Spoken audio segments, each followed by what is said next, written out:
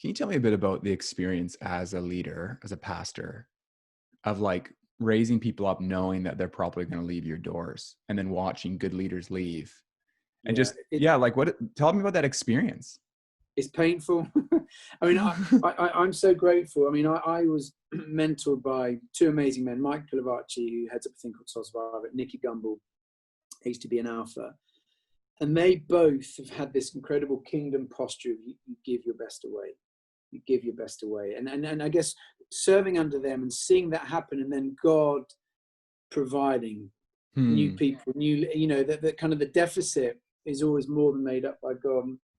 And so the first time we planted a church, and you sort of saw a list of names coming through who were thinking about going, like, no, you can't, you mustn't, oh no, you're one of our givers, no, the worst, we need you.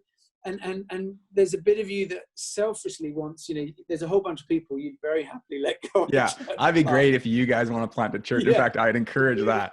Really think about it. But actually, this is a bit of where faith comes in and generosity. And it's like, actually, God, if we want this church plant to flourish and thrive, and if our vision isn't just about us growing a big church for, let's be honest, the temptation can be, and we disguise it with all these spiritual words, but for our ego, to make ourselves feel great and look great. If our real genuine heart is to see the kingdom of God come here in Birmingham, as it is in heaven, here on earth as it is in heaven, then the kingdom mindset is we need multiple churches to flourish. And we know that they're going to most likely flourish when godly men and women who've got a call on their life to lead are released.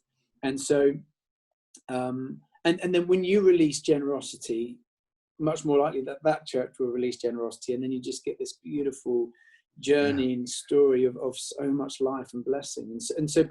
But it is costly. And I think we've tried to be intentional, because I think the danger is, and we've talked about this, because we've got a vision to plant many, many churches. So if for our first church plant, 300 of our very best leaders all went, our church would be decimated. We wouldn't be able.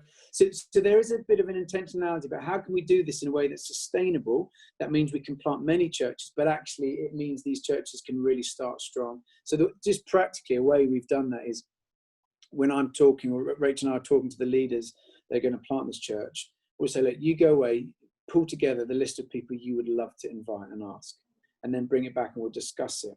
And so you can see, okay, yeah, I totally agree with all of these people, let's go for it. And we try and be intentional about who we kind of ask and encourage to maybe consider it. Now, of course, some people will say, I just know God's been speaking, and you're not going to stand in the way of that. Sure. But I do think as a leader, you want to release church plants to grow and flourish, whilst also thinking, how can you keep building what God is doing here so that you can plant more churches over years to come? What does it look like to identify someone who could go out and plant a church? And then what does it look like? Like, what's the mechanics of their time with you? Like, you might have 2 years, 5 years, whatever it might be. What does that look like kind of under the hood within your organization? We're part of Church of England, which the challenge is, technically or historically, you've needed to send out people who have already been ordained. And so the leaders we've sent out so far, they've come to spend time with us.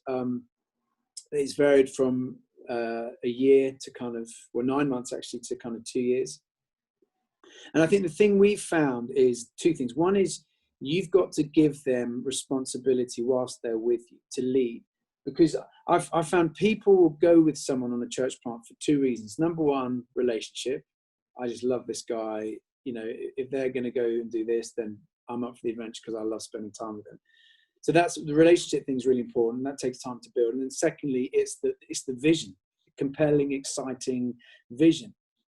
But if you just get someone who does one preach and says, but there's no connection, relationship, you're not going to get tons of people going with them. So we found the great thing is if you give that person responsibility, leadership, profile, a group of people that they're kind of connecting with weekly over a period of time, that's most likely going to be the group that goes. And so we've been intentional with that. But the second thing, we've been really intentional in almost pulling together, right, here are some of the big things that we need to speak to you about in terms of what you need to be thinking through in leadership, in plant, finances, how are you going to sustain prayer, how are you going to release leaders, how are you going to grow the worship, preaching, all of these kind of big things that need, building teams and allowing people to kind of really think and grapple with some of those issues whilst they're in an environment where they can be asking people and thinking it through and discussing it. So I think that you do need to be really, really intentional.